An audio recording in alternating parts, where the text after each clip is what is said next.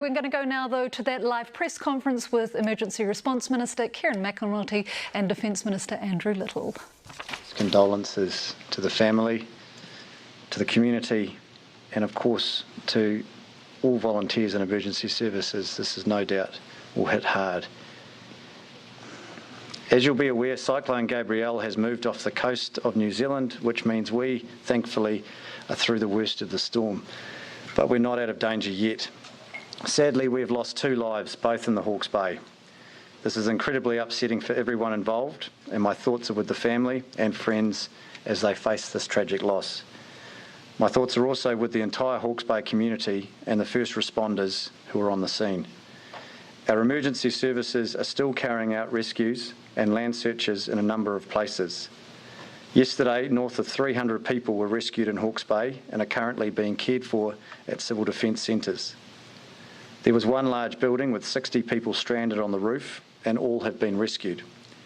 The Rescue Coordination Centre have 25 remaining tasks of individual or family groups that require rescuing, and they are working through. These have been triaged, and there are 12 helicopters undertaking the rescues. Emergency services are confident they will complete this task today, and there are no further calls coming through regarding rescues in Hawke's Bay. Evacuations are currently underway in Hawke's Bay as flooding continues. At this stage, we're estimating that 9,000 people have been displaced and 3,000 are in civil defence centres. Wairoa remains cut off, but NEMA has been able to communicate with the local CDEM group via satellite phone, and NEMA personnel are en route to be on the ground to provide a needs assessment report, at which point we will meet the need required. And an Air Force plane has been tasked to fly over Wairoa today to assess the damage. Our focus today is to get a firm grasp of the needs of affected communities across the country. We're confident that we'll be able to provide the resource required, but we need to know what that is.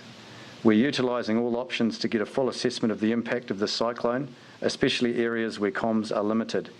Spark and Vodafone are choppering connection supplies to Gisborne today, so I'm hopeful we'll be able to re-establish connection as soon as possible.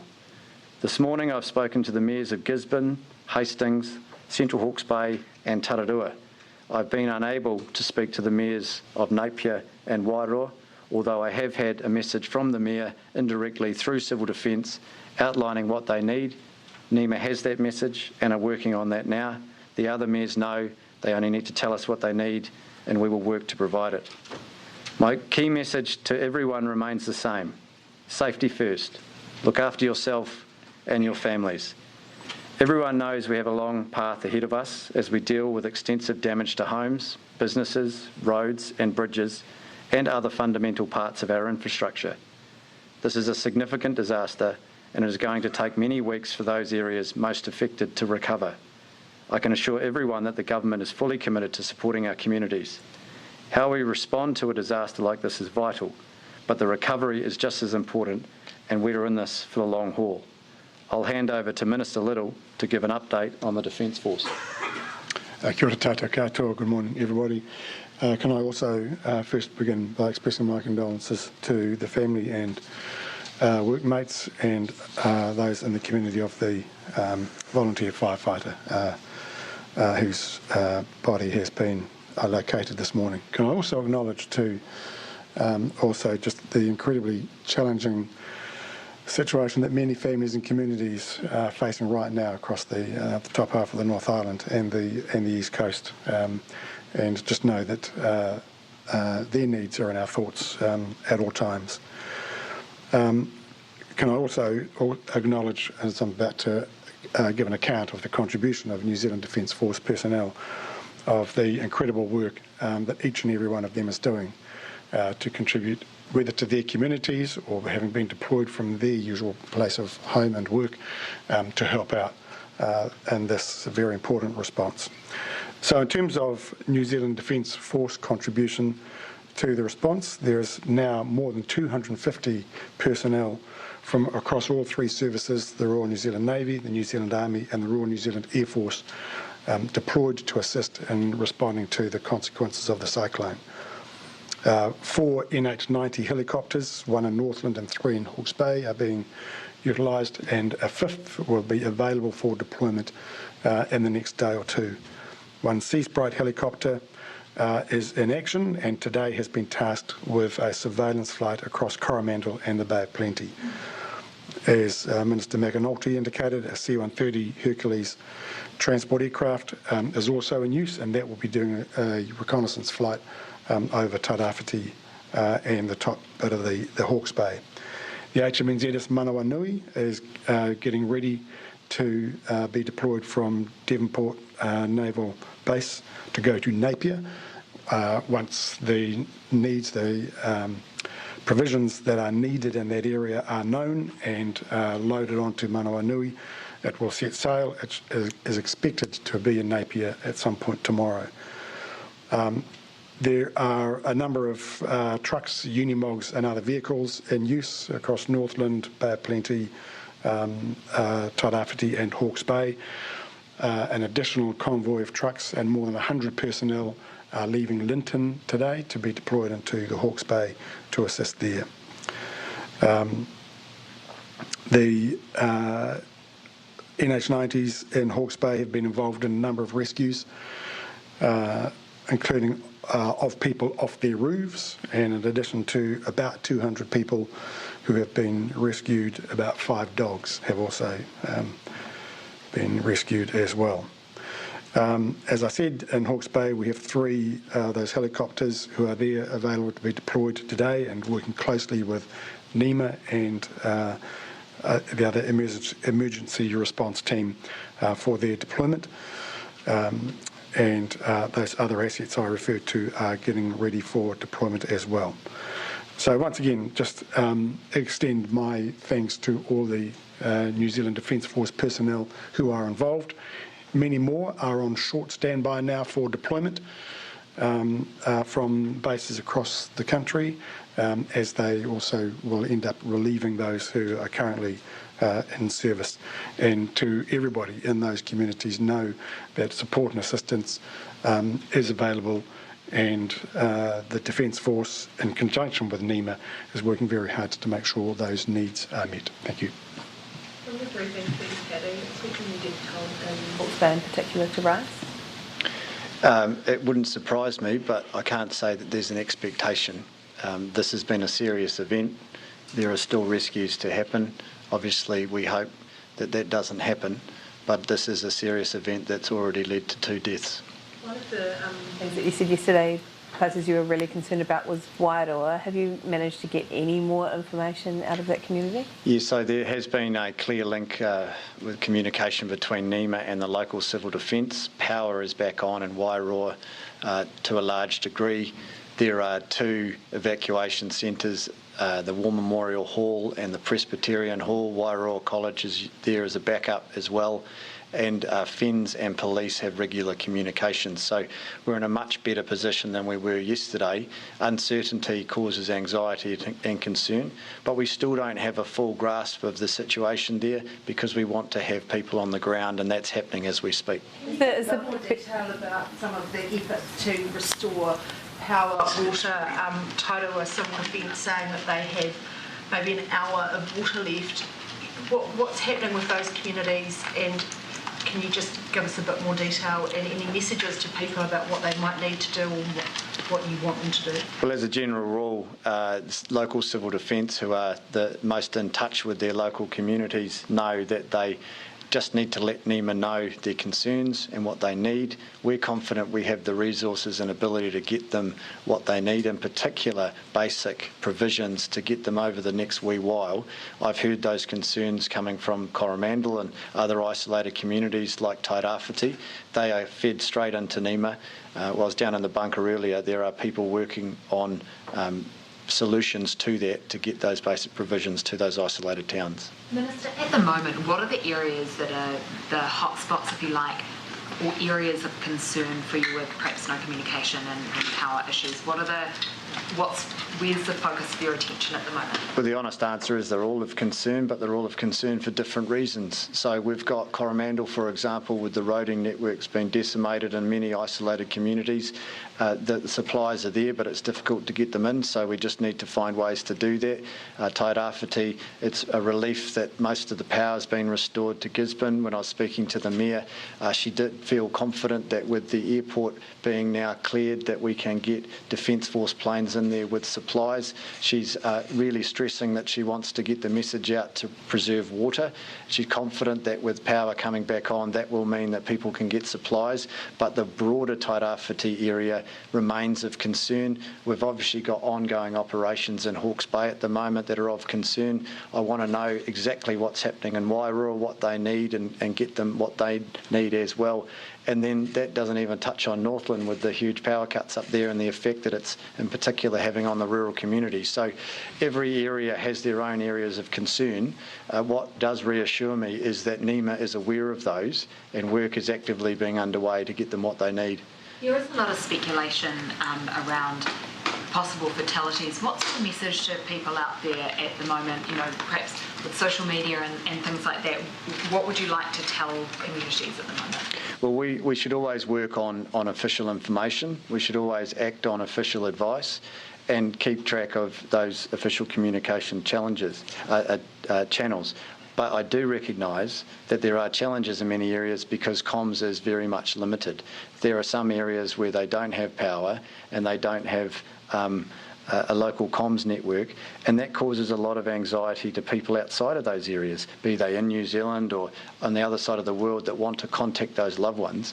What I would say is that whilst they might not be able to contact them, please rest assured that those on the ground, civil defence personnel being supported by NEMA, Defence Force and other agencies, they have a good grasp of where the need is in their community. They are contacting people that are in need and they're looking after them. Communities do haven't had any contact. Are there any communities that you're aware of that haven't had any official contact or haven't been able to be reached? There are certainly isolated communities, but that's not unusual in a response. And each area has a way in which to connect to those. Some rural communities that are prone to being isolated, for example, may have a radio system that they can link back to the civil defence outpost. Roger's here. I don't know if you've got any specifics there. I can add a comment. Thanks, Minister. Yes, as the Minister says, it's quite likely and expected that there will be some isolated pockets around.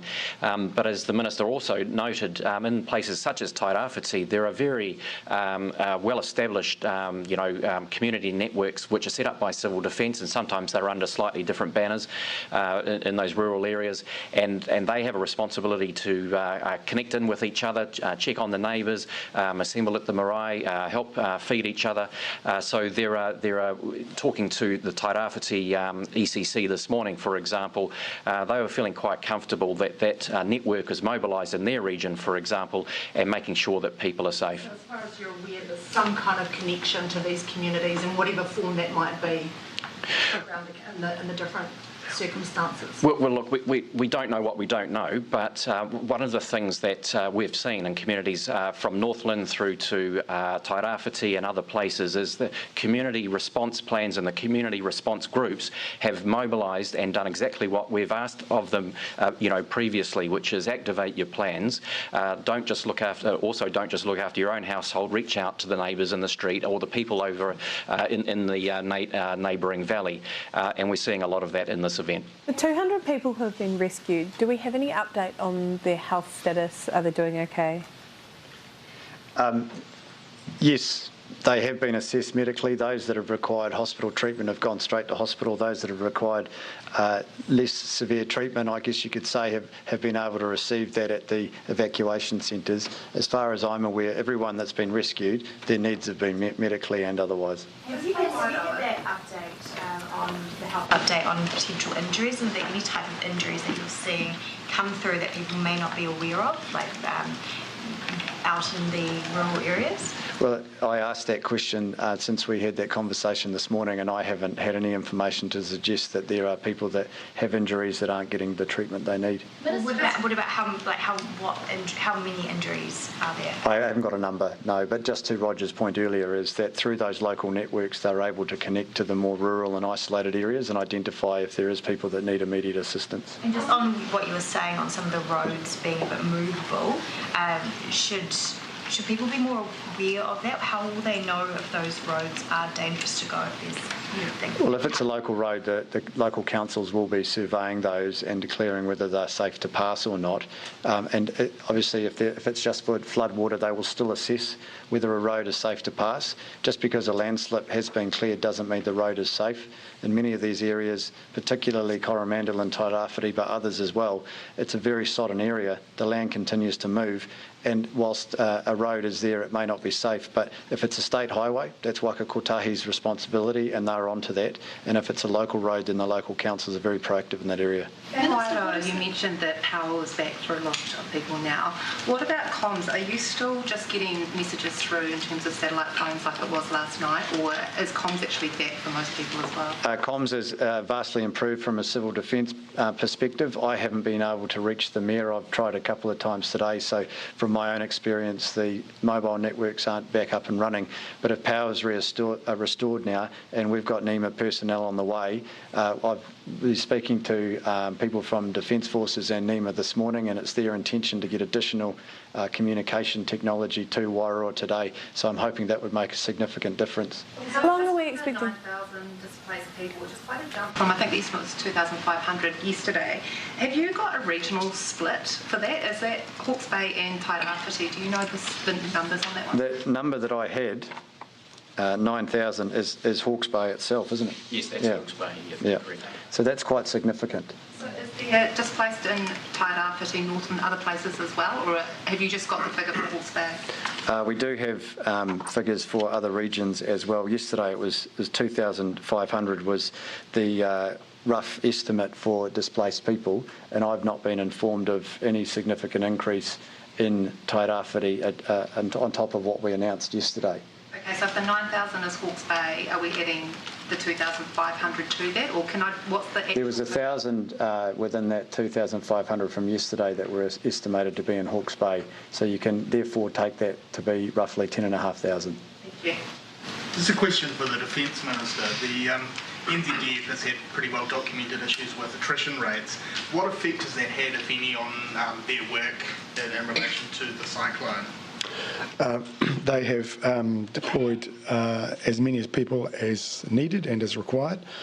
The way they deploy is NEMA consults with them or the local civil defence response, their particular tasks that they need assistance with, and NZDF can assist. NZDF works up the equipment, the personnel to go with that, and they've met every request so far. So this is a big deployment for our total NZDF, but this is a big disaster, but they're responding to the requests as they're made. How long are you expecting? Issues when it comes to the need to rotate personnel out? Have you got enough to sort of cover any shift rotations, so to speak? Yeah, I mean, as I indicated yesterday, in addition to those who are deployed at the moment, there are several hundred available for deployment as those currently in service are rotated out to spell them. So I'm confident, and NZDF is confident, that we will continue to meet the requests made of them. How long are you expecting the rescue operations to be continuing? How much longer are people going to have to wait to be rescued? Well, going on the information that I've received from NEMA, we're hoping that the rescue part of that will be completed today.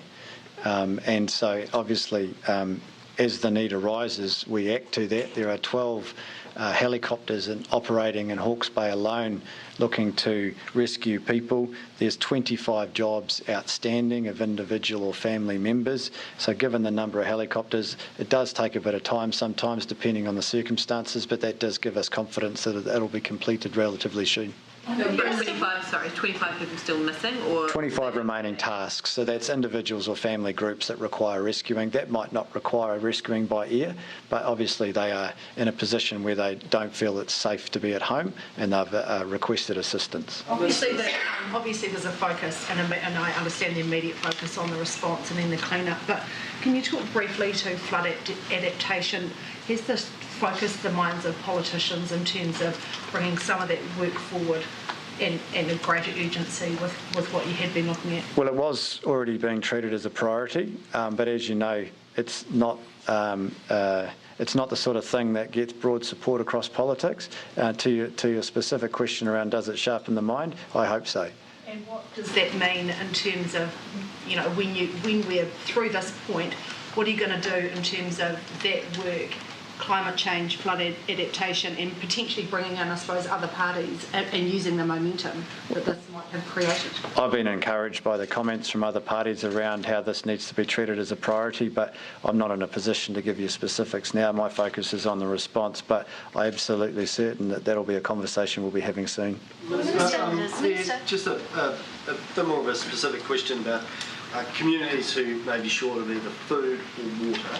How does the process work to get food and water in there, and how is it distributed? Where does it come from? How's it brought in? Where can people get it? Well, the benefit of a state of national emergency is that it allows for that central coordination, and we want that process to be as streamlined and straightforward as possible. Ideally, it would be that the local civil defence crews identify the need, they communicate that to NEMA. NEMA finds the most efficient way of delivering that. It might be through a Defence Force flight with water to an isolated community, or food if that's what they need. That was in place yesterday with the Napier Medical Centre when the Defence Force gave them medications as they were running short. They were the only shop in town at one time.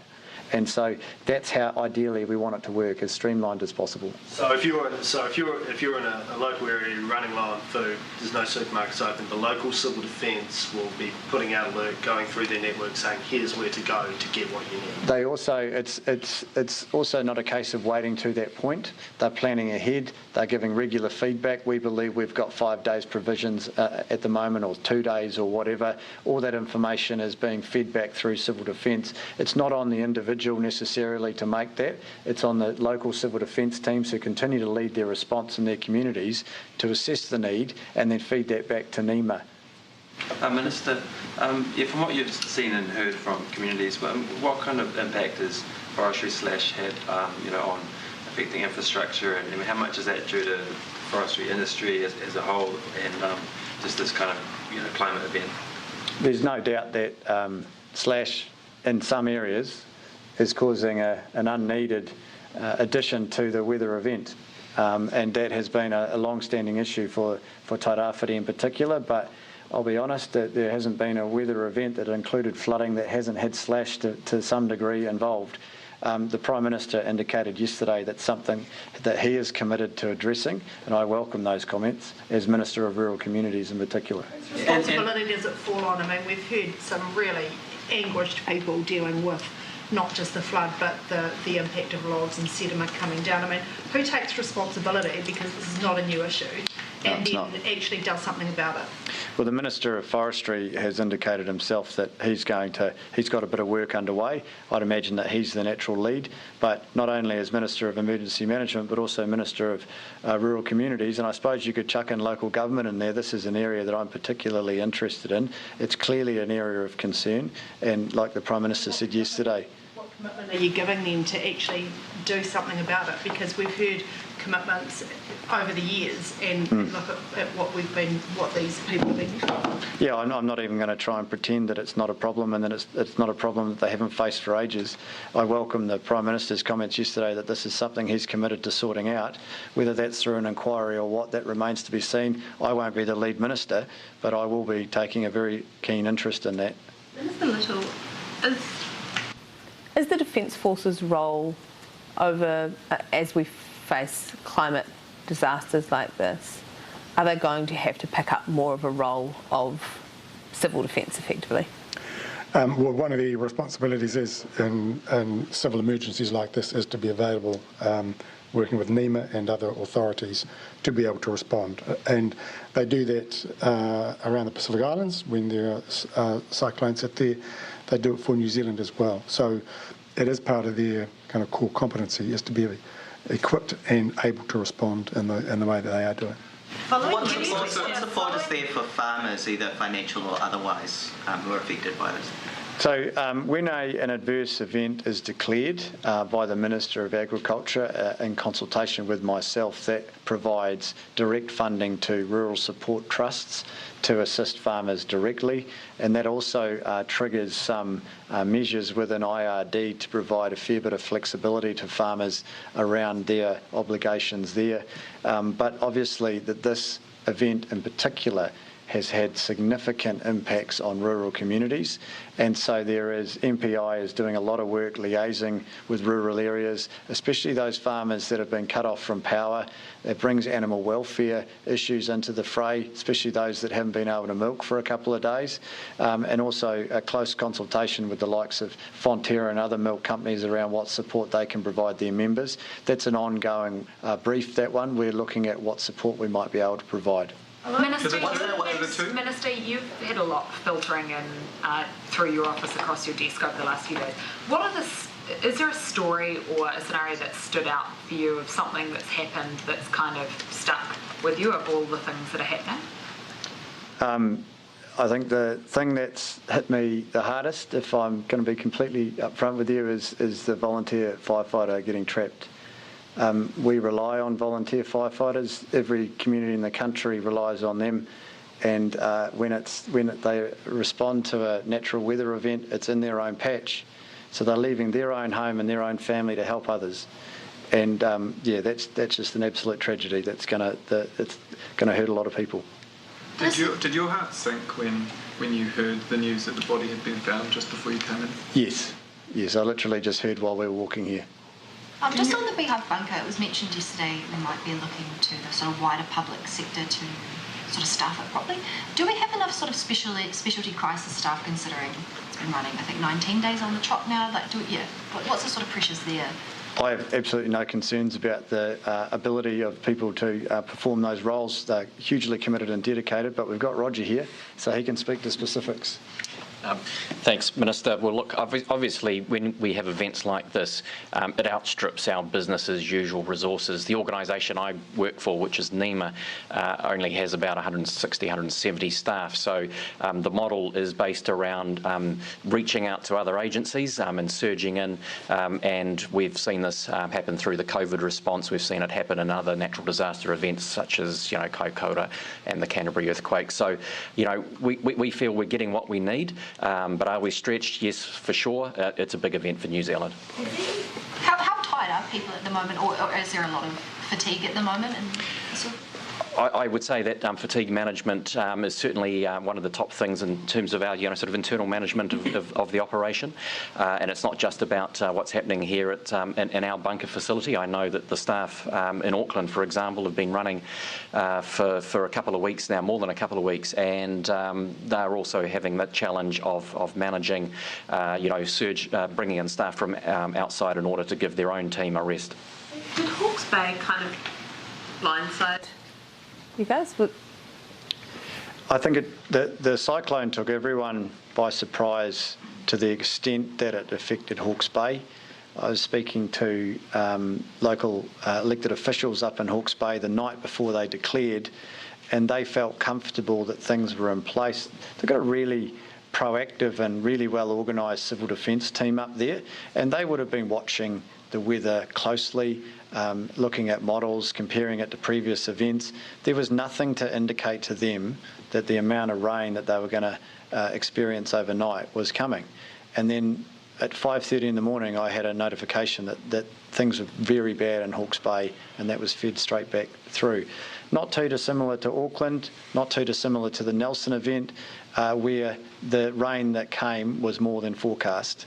But like I say, they've done a tremendous job up there in incredibly challenging circumstances and weather that prevented them from doing what they wanted to do and rescue people.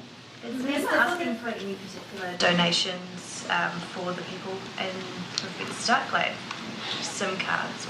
Or I'm really sorry, I missed the start of that question.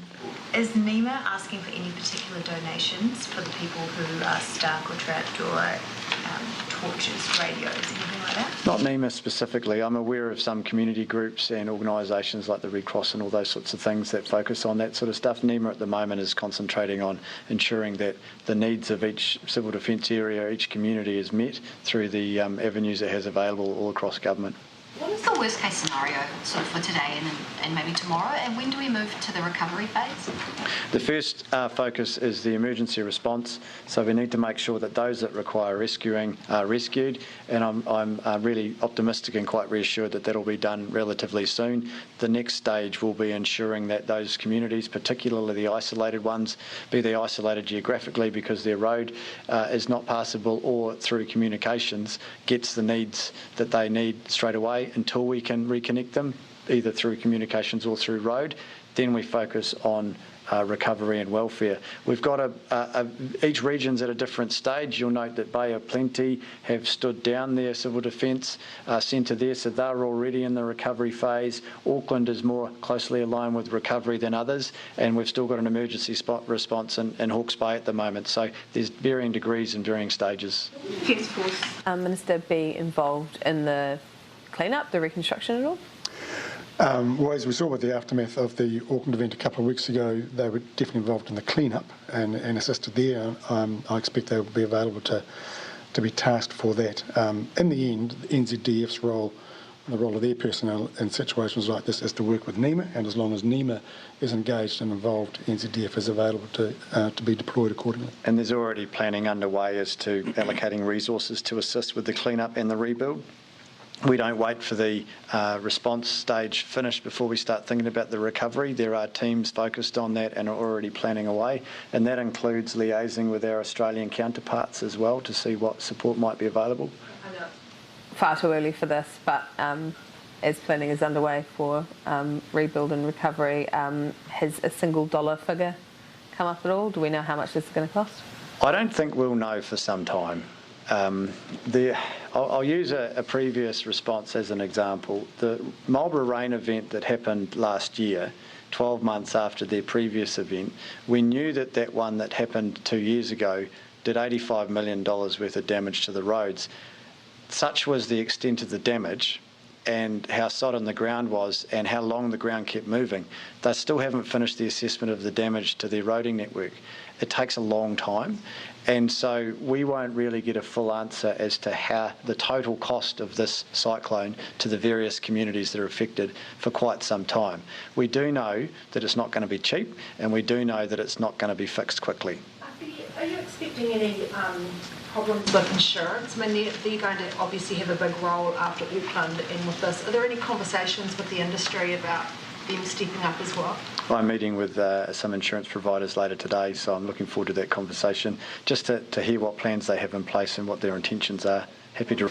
I'm not sure that that's a question that I can answer, but in terms of a sense of what we're at, we certainly have that with Auckland. I think it's too early to say for the other regions. We're still in that response phase. 9,000 people being displaced in Hawke's Bay. Where are you going to put them? Well, they have civil defence centres and evacuation centres set up, and they're setting them up as the need arises. There was an active evacuation underway in Hawke's Bay this morning, and they were setting up centres to house those people as well.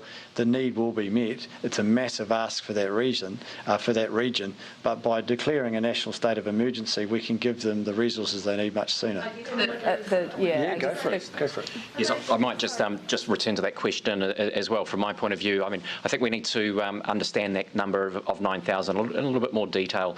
It could be quite possible that those people, having been initially displaced, might receive an all clear to get back and be able to get back into their own homes. Many of them will go to friends and family, of course, and so we just need to sort of see how that plays out over the next 24 hours. What the numbers might be for permanent displacement, destroyed, like they are out of their home? The assessment of the buildings in those areas where emergency rescues are still happening hasn't happened yet. We've got pretty firm numbers for Auckland now. We've got numbers dribbling in for Coromandel and Tairāwhiti, but it wouldn't be a clear picture as to what the total extent of disruption is, similar to Hawke's Bay. But Roger makes a really important point that we have an idea of how many people have been asked to evacuate or have self-evacuated or have been rescued, but it's not a running tally. So when people go back home, we don't keep that. But we might try and get that information for you to give you a bit of a sense as to how things are going. You said that you wouldn't be surprised if the death toll rises. Are you worried that the death toll could escalate reasonably significantly, considering the difficulty in... No, not specifically. I've been speaking to Dr. Duncan Webb quite a bit. He's in close contact with both main supermarket chains, and I've been quite impressed with what he's been feeding back to me about how proactive they've been around trying to get provisions to supermarkets that are open and isolated, or trying to get those supermarkets that are impacted by loss of power or currently closed back up and running. Alternatively, if they can't do that, then it comes to looking sure that we get those basic provisions to those communities. I think I'm getting the eye, so we might just take one more if that's all right. Do you have an estimate of how many households across the country don't have power? Yes. By the floods, so yes. What support will they receive? We always see that usually the first people outside of a formal civil defence response to open their doors to look after their community is marae. And so there's an emergency management bill that was drafted that will be introduced at some stage, and you'll see in that a recognition of that role in a recovery and a response phase. They do get support through NEMA and local civil defence because they are doing work on behalf of the whole community, but I can't speak to specifics in the current response as to who's been getting what support. All right, thank you very much.